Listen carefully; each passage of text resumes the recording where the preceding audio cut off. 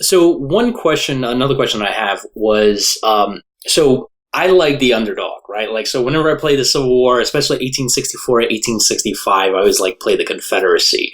Um, I noticed you guys released an 1860, or will release an 1864 campaign, but I do have one question.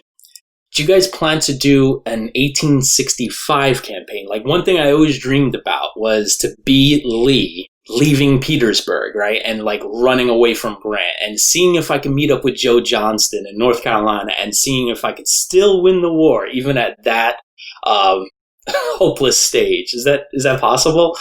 Let's put it like this, that the 64 campaign is planned, and that's a promise that you will see that before the final release. And the 65, I think along the same lines as you, I like to play as the underdog. So it's quite, I think it's quite likely that you will see it at some point, but we will not draw a line that, okay, this is when it will be out.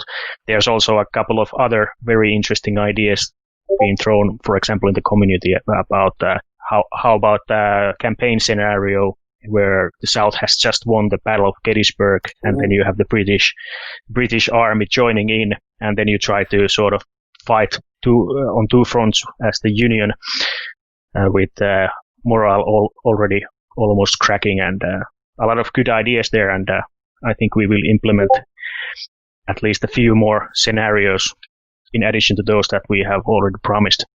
Oh wow. Okay. So